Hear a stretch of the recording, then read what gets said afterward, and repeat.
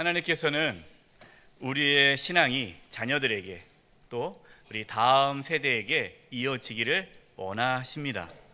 그래서 우리는 우리의 자녀들이 우리 다음 세대가 하나님을 잘 섬길 수 있도록 힘써야 합니다. 어떻게 하면 우리의 자녀들 또 우리 다음 세대들이 하나님을 잘 섬기는 믿음의 자녀가 될 수 있을까요?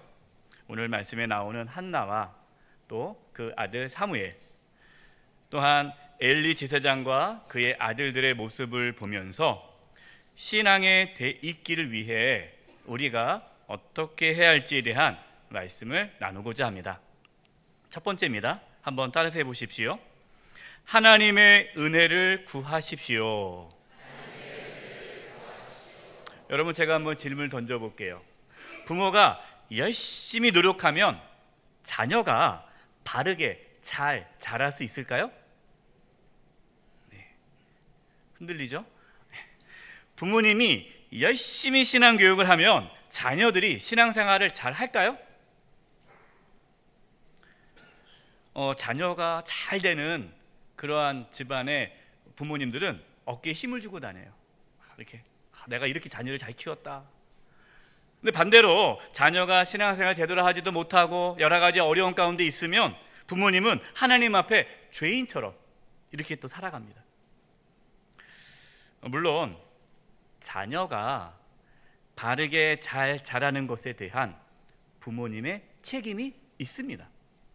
그러나 아무리 부모가 자녀를 위해 애쓰고 노력을 해도 그것으로 자녀가 잘 되는 것은 아닙니다. 자식 농사라고 하지 않습니까? 자식 농사? 농부가 애를 많이 쓰죠. 그러나 아무리 농부가 애를 쓰고 수고해도 농사가 잘 안 될 수도 있는 거예요. 가뭄이 들고 태풍이 불면 아무리 노력해도 허사가 아닙니까? 그렇기 때문에 농부는 열심히 노력하지만 나머지는 하나님께 맡겨야 되는 것처럼 자식도 마찬가지예요. 부모가 자녀를 바르게 양육하기 위해 애쓰지만 그것만으로는 자녀가 잘 자라는 것은 아니다라는 겁니다. 그럼 뭐가 있어야 될까요? 하나님의 은혜가 있어야 합니다. 제가 최근에 읽은 책이 있어요. 이 최근에 읽은 책인데요, 양육가설이라는 책입니다. 이 양육가설, 이 책은요, 부모가 자녀가 성장하는 데 있어서 미치는 영향에 대한 연구 자료예요. 그러니까 한마디로 이 아이가 어른으로 잘 자라는 데 있어서 부모가 그 아이에게 얼마나 큰 영향을 주었는가를 연구한 책입니다. 사람들이 일반적으로 생각하고 있는 게 뭐냐면요, 이 아이가 어른으로 자라가는 데 있어서 두 가지가 절대적으로 필요하다고 생각합니다. 하나는 부모의 유전자. 그래서 사람들이 똑똑한 그러한 부모 밑에 똑똑한 자녀가 있다고 배우자를 선택할 때 IQ 좋은 배우자를 만나려고 하잖아요. 그리고 또 키 작은 분들은 키 큰 사람 만나려고 그래요. 왜냐하면 그게 부모의 유전자가 아이에게 주기 때문에 좋은 유전자를 만나야 된다, 이렇게 생각하는 게 있죠. 두 번째는 부모의 양육에 따라 아이가 달라진다. 그것이 일반적으로 사람들이 생각하는 생각이었어요. 그래서 양육가설, 양육하는 데 있어서 두 가지의 절대적인 게, 하나는 유전자, 하나는 부모의 양육이다. 이것이 일반적으로 사람들이 갖고 있는 생각이에요. 이렇게 양육가설, 이러한 생각을 갖고 있으면 자녀가 잘못되면 그 모든 책임을 누구한테 돌립니까? 부모에게 돌리는 거예요. 그래서 자식이 잘못되면 부모는 어떻게 살아요? 죄인처럼, 죄송합니다, 제가 아이를 잘못 키워서요. 이 자식이 잘못되면 부모가 죄인처럼 살아가는 것이, 그게 일반적으로 우리가 생각하는 생각이라는데, 이 양육가설이라는 이 책에서는 그렇지 않다. 조사해 보니까, 연구를 해보니까, 통계를 내보니까 좋은 부모님 밑에서 좋은 유전자, 그리고 좋은 부모님 밑에서 좋은 양육을 받은 자녀들 중에 그렇게 이렇게 훌륭하게 자라지 않고 오히려 잘못된 모습으로 살아가는 자녀들도 있더라. 또 반대로 좋은 유전자가 아니에요. 좋은 유전자가 아니고 또 부모님이 좋지도 않아요. 그리고 부모님이 양육을 제대로 하지도 않았어요. 그런데 그 아이들 중에는 또 반대로 또 아주 선한 영향을 끼치는 훌륭한 사람이 되었더라. 이것을 보면서 이 양육가설의 이 책에서는 부모님의 유전자와 양육이 이 아이의 성장에 절대적이지 않다라고 쓴 보고서예요. 이 책이 처음 나왔을 때요, 충격을 받았습니다. 충격을. 근데 누가 가장 좋아했을까요?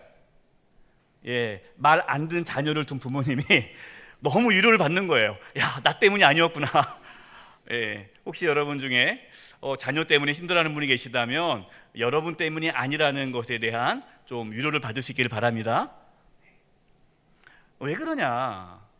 옛날에는 부모님의 영향이 절대적이었어요. 그러나 여러분 알다시피 요즘에 부모가 그 아이를 어떻게 절대적인 영향을 끼칠 수가 없는 거예요. 수많은 여러 가지 상황과 환경 속에서 아이들은요, 다양한 영향을 받고 자라요. 학교에서 친구와의 만남, 또 선생님과의 만남, 또 매스컴, 또 핸드폰, 여러 가지 대중매체를 통해서 다양한 걸 경험하기 때문에 부모님에 의해서 이 아이가 결정됐다고 볼 수가 없는 거죠. 그 한마디로 뭡니까? 하나님의 은혜가 있어야 한다라는 거예요. 그렇기 때문에 여러분, 혹시 자녀가 내가 원하는 만큼 이렇게 잘 자라지 않고 마음에 안 든다 할지라도 여러분 너무 자책하지 마시고, 또한 자녀가 잘 자랐다고 해서 어깨에 힘주고 교만하지 마시기 바랍니다. 모든 것이 하나님의 은혜가 필요한 거예요. 사무엘상 2장 26절입니다. 아이 사무엘이 점점 자라매 여호와와 사람들에게 은총을 더욱 받더라. 사무엘은 어릴 때 부모님 곁을 떠났어요. 한나가 기도하고 낳잖아요. 그래서 이 사무엘은 어릴 때 부모 곁을 떠나서 이 엘리 제사장, 당시의 제사장 엘리 제사장 곁에서 자랐습니다.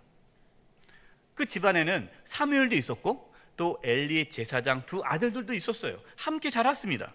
똑같은 그러한 가정 환경 속에서, 주변의 환경 속에서 자라났지만 사무엘과 엘리의 제사장의 두 아들들은 다르게 자랐어요. 오늘 말씀 보니까 사무엘은 점점 자라면서 하나님과 사람들에게 은총을 더욱 받았다라고 합니다. 사무엘이 훌륭한 선지자로 설 수 있었던 것은 하나님의 은혜가 있었다라는 것이죠. 저도 자녀 셋을 키우면서요, 이러한 고백을 할 수밖에 없어요. 하나님의 은혜가 아니면 자녀를 키울 수 없구나. 처음에 이제 첫째 아이를 태어났을 때, 첫 아이는요, 제가 자신이 있었어요. 야, 그래, 한번 멋지게 키워보자. 내가 이 아들을 정말 잘 키워야지. 이러한 교만함이 있었어요. 근데 막상 키우다 보니까 정말 힘들더라고요. 뜻대로 안 돼요. 부모 뜻대로 되는 자녀가 어디 있겠습니까? 자녀를 잘 키워야 한다는 그 부담이 오히려 아이에게 부작용으로 나타난 거예요. 자녀 셋을 양육하면서요, 제가 아빠로서 참 부족하구나라는 것을 깊이 깨달았습니다. 부모로서 자기에게 부족하다는 것을 알게 되니까 하나님의 은혜를 구할 수밖에 없는 거예요. 돌이켜보면 우리 세 아이, 지금도 아이를 양육하고 있지만 하나님의 은혜가 아니면 정말로 안 된다라는 것을 늘 경험하고 있습니다. 여러분, 이 말씀은 부모님의 역할이 필요 없다는 말씀이 아니에요. 그래, 하나님의 은혜가 필요하구나, 부모가 영향력이 많지 않구나, 이제 잘 됐다, 이제 난 뒤로 빠져야지, 이런 말씀이 아니에요. 부모님의 역할은 중요합니다. 부모로서 최선을 다해 자녀를 믿음으로 양육하기 위해 애써야 돼요. 그러나 그 자녀를, 우리 다음 세대를 온전한 하나님의 사람으로 자라게 하시는 분은 누구십니까? 하나님이시라는 것을 우리는 잊어서는 안 되는 거예요. 고린도전서 3장 6절과 7절입니다. 나는 심었고 아볼로는 물을 주었으되 오직 하나님께서 뭐하게? 자라나게 하셨나니. 이 고린도 교회 바울이 말씀을 심었고 아볼로가 물을 주고 열심히 목회를 하지만 이 고린도 교회 성도들의 신앙을 누가 자라게 하신다? 하나님께서 자라게 하신다. 7절이에요. 그런즉 심는 이나 물 주는 이는 아무것도 아니로되 오직 자라게 하시는 이는 하나님뿐이니라. 아멘. 부모의 노력으로 우리의 자녀의 삶이 결정되는 것은 아닙니다. 하나님의 은혜가 있어야 돼요. 우리는 열심히 애쓰는 거예요. 그런 하나님께 맡겨야 되는 거예요. 하나님께서 우리의 자녀들 또 우리 다음 세대들을 하나님께서 일으켜 주시고 키워 주실 것입니다. 우리는 이것을 믿고 맡기는 거예요. 두 번째, 한번 따라해 보십시오. 기도로 양육하십시오. 하나님의 은혜가 중요하다고 말씀을 드렸어요. 그럼 하나님 은혜가 중요하면 우리가 뭐 해야 돼요? 기도해야죠. 기도해야 하나님의 은혜가 임하는 거 아닙니까? 왜 기도합니까? 우리의 힘으로 자녀를 양육할 수 없기 때문에. 우리 기성세대가 다음 세대에게 좋은 신앙의 유산을 넘겨줄 만한 힘이 없기 때문에 기도하는 거예요. 기도라는 것은 자신의 연약함을 인정하는 게 기도 아닙니까? 할 수 있으면 기도할 필요가 없죠. 할 수 있으면 내가 하면 되지 왜 기도합니까? 할 수 없으니까 기도하는 거예요. 하나님의 은혜를 구하는 거예요. 그래서 기도는 중요합니다. 한나는 자녀를 낳기 위해 하나님께 간절히 기도하였습니다. 하나님께서는 한나의 기도를 들어주시고 자녀를 허락해 주셨습니다. 사무엘상 1장 27절입니다. 이 아이를 위하여 내가 기도하였더니 내가 구하여 기도한 바를 여호와께서 내게 허락하신지라. 한나는 간절히 기도함으로 아들을 낳게 됐어요. 그래서 아들을 낳는데 그 아들의 이름을 사무엘이라고 줬습니다. 이 사무엘이라는 이름의 뜻은요, 하나님께 구하여 얻었다라는 뜻이에요. 사무엘상 1장 20절입니다. 한나가 임신하고 때가 이름에 아들을 낳아 사무엘이라 이름하였으니 이는 내가 여호와께 그를 구하였다 함이더라. 한나는 기도로 사무엘을 낳습니다. 그럼 여러분, 이 한나가 기도로 아들을 낳는데 그러면 그 사무엘이 자랄 때에 기도했을까요? 안 했을까요? 당연히 기도했죠. 정말 열심히 기도했을 거예요. 그래서 한나의 기도가 유명하잖아요. 한나는 사무엘을 기도로 양육했습니다. 그럼 여러분, 자녀를 위해 기도한다는 게 뭡니까? 단순히 자녀가 좋은 대학 가고 또 좋은 사람 만나고 좋은 데 취직하고 돈 많이 벌고 세상에 명예를 얻는 거, 그걸 위해서 기도하는 것이 자녀를 위한 기도입니까? 물론 여러분 필요해요. 필요 없는 건 아니에요. 그러나 그러한 기도는요, 예수님 믿지 않는 부모들도 하는 기도입니다. 우리 옛날 어머님들이 새벽에 정화수 떠놓고 자녀를 위해서 뭐 했어요? 비나이다 비나이다 빌었잖아요. 그렇게 만약에 우리가 그냥 단순히 이 세상에서 잘 되기만을 위해 기도한다면 여러분, 그런 기도는 기도로 양육하는 건 아니죠. 기도로 자녀를 양육한다는 것은 자녀를 하나님의 손에 맡겨드린다는 뜻입니다. 하나님께 우리 자녀를 드리는 거예요. 맡기는 거예요. 자녀는 부모의 소유가 아닙니다. 하나님의 소유입니다. 이것을 인정하고 하나님께 자녀를 드리는 거예요. 한나는 사무엘을 하나님께 드렸습니다. 하나님께서 사무엘을 양육해 주시기를 간절히 기도하였어요. 사무엘상 1장 28절입니다. 그러므로 나도 그를 여호와께 드리되, 사무엘을 하나님께 드리되 그의 평생을 여호와께 드리나이다 하고 그가 거기서 여호와께 경배하니라. 아멘. 사랑하는 성도 여러분, 저와 여러분, 우리의 자녀를, 우리의 다음 세대를 하나님 손에 의탁할 수 있기를 바랍니다. 우리의 자녀들이, 우리의 다음 세대가 참된 그리스도인으로 잘 자랄 수 있도록 간절히 기도해야 돼요. 부모님의 기도는 정말 귀합니다. 혹시 믿음을 잃어버린 우리의 자녀나 손주나 또 우리 다음 세대들 중에 하나님을 떠난 다음 세대가 있다면 포기하지 마시고 다시금 하나님 앞에 기도할 수 있기를 바랍니다.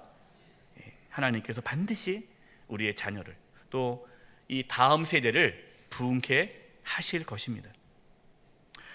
자녀와 손주들이 신앙생활을 잘하고 있습니까? 그러면 계속해서 하나님께 쓰임받을 수 있도록, 계속해서 그 믿음이 자랄 수 있도록 기도하셔야 돼요.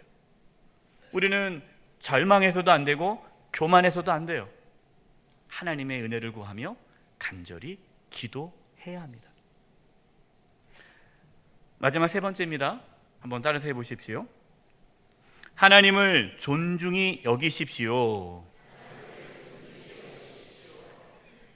우리가 자녀를 또 다음 세대에게 신앙의 대익기, 신앙의 유산을 넘겨주려면 먼저 우리 부모가 또 지금 우리 기성세대가 하나님을 존중히 여기는 모습을 보여줘야 돼요.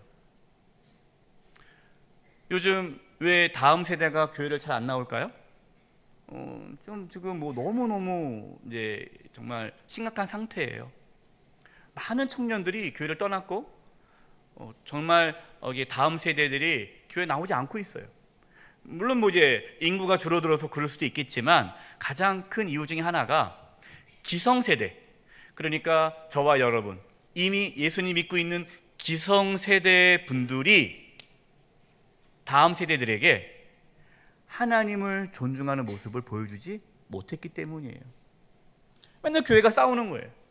교회가 싸우고 집에 와가지고 서로 싸운 얘기하고 교회에 욕하고, 우리 교회는 아니고요. 우리 교회는 그렇지 않은데 막 그러다 보니까 이 다음 세대들이 그 기성교회 기성 성도들의 그러한 하나님을 존중하지 않는 모습들을 보면서 교회를 안 나가는 거예요. 믿고 싶지가 않은 거예요. 그런 마음이 사라지는 거죠. 그렇게 열심히 교회 다닌다는 우리 부모님 세대들이 삶 속에서 하나님을 존중하는 모습이 없으니까 안 나가는 거예요.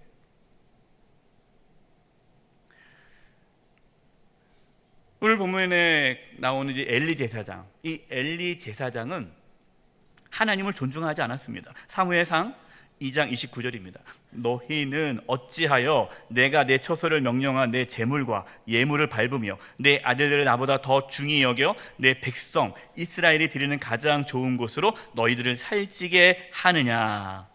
엘리 제사장은 하나님보다 두 아들을 더 소중히 여겼습니다. 그러니까 두 아들이 하나님 앞에 죄를 지었어요. 뭐냐면 이제 백성들이 제사를 드리려고 제물을 갖고 오면 좋은 제물은 자기가 먹고, 그리고 나쁜 것만 하나님께 제물을 드리는 거예요.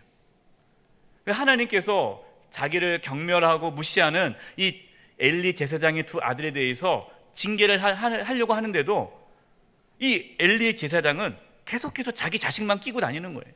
내 새끼, 내 새끼. 엘리 제사장이 하나님을 존중히 여기는 모습을 보여주지 않자 그 아들들은 하나님을 무시하는 거예요. 원래 하나님께서는 이 엘리 제사장과 그 자손들을 통해서 이 제사장의 사역을 계속 이어가려고 했습니다. 그러나 하나님을 무시하고 하나님을 존중히 여기지 않는 이 가족을 하나님은 더 이상 쓰지 않기로 결정하십니다. 이것이 사무엘상 2장 30절이에요. 그러므로 이스라엘 하나님 나 여호와가 말하노라 내가 전에 내 집과 내 조상의 집이 내 앞에 영원히 행하리라 하였으나, 그러니까 그 엘리의 가문이 계속 이어질 거라고 내가 약속했는데 이제 내가 말하고 여호와가 말하노니 결단코 그렇게 하지 아니하리라. 내가 뜻을 바꾸었다. 그렇게 하지 않을 거다. 왜냐? 같이 한번 읽어보겠습니다. 나를 존중히 시작. 나를 존중히 여기는 자를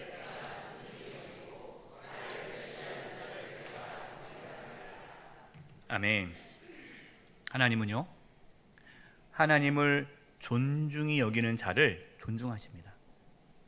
하나님을 멸시하면 하나님께서 그 사람을 경멸하십니다. 우리가 자녀를 위해 아무리 기도해도, 내가 뭐 자녀를 위해 아무리 애쓰고 노력해도, 자녀가 이 땅에서 잘 되기를 기도해도 그 자녀가 하나님을 경멸하면, 존중히 여기지 않으면 그의 삶은 황폐해집니다. 그렇기 때문에 우리가 부모가, 우리 기성세대가 우리 자녀들에게, 다음 세대들에게 하나님을 존중히 여기는 것을 보여줘야 돼요. 사무엘은 비록 엘리 제사장 곁에 자랐지만 어머니인 한나의 모습을 통해서 하나님을 존중히 여기는 것을 배웠어요. 한나의 기도를 보면요, 한나가 하나님을 얼마나 존중히 여기는지를 알 수가 있어요. 우리 사무엘상 2장 6절과 8절입니다. 이것이 한나의 기도 내용이에요.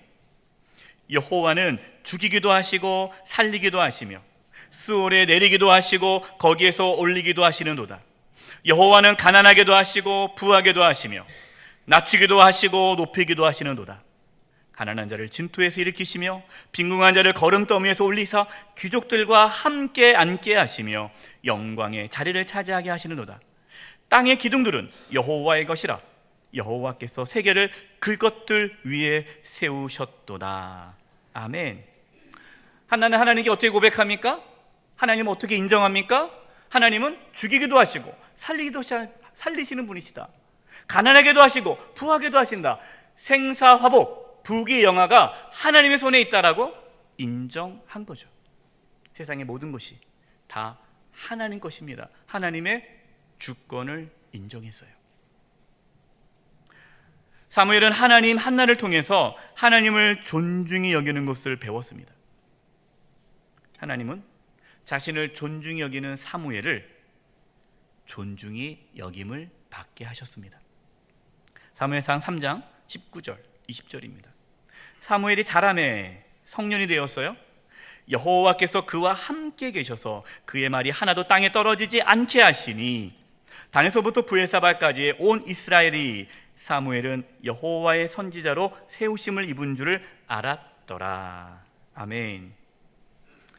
사무엘이 하는 모든 말을 하나님께 다 이루어 주셨고 모든 백성들이 사무엘을 선지자로 여길 수 있도록 그 사무엘을 존귀케 만들어 주셨다라는 겁니다. 먼저 우리가 하나님을 존중히 여기는 삶을 살아갈 수 있기를 바랍니다.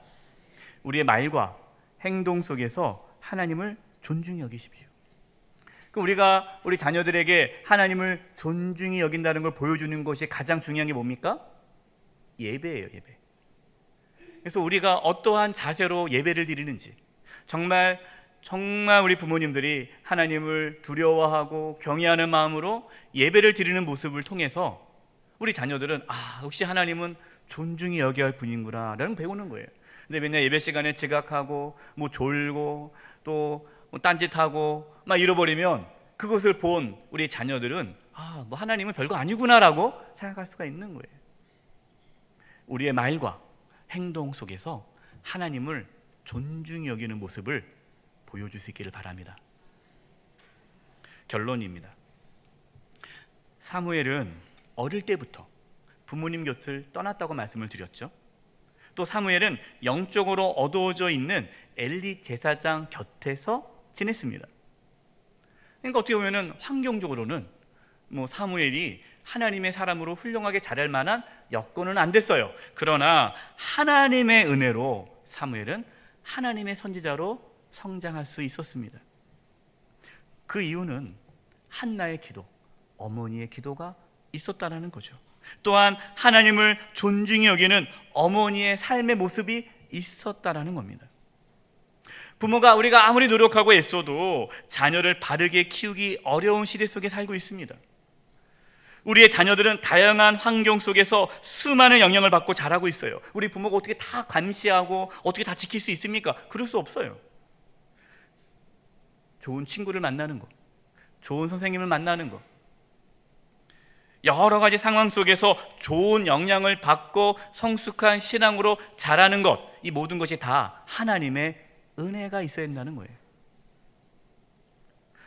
어떤 사람은요, 똑같이 고난을 받아도요, 이 고난 속에서 성숙함을 배우는 사람이 있고요. 똑같은 고난을 받아도 어떤 사람은 그 고난 속에서 절망하는 사람이 있어요. 이렇게 삶의 다양한 어떠한 사건과 영향 속에서 잘 자라는 것, 이것이 하나님의 은혜이죠.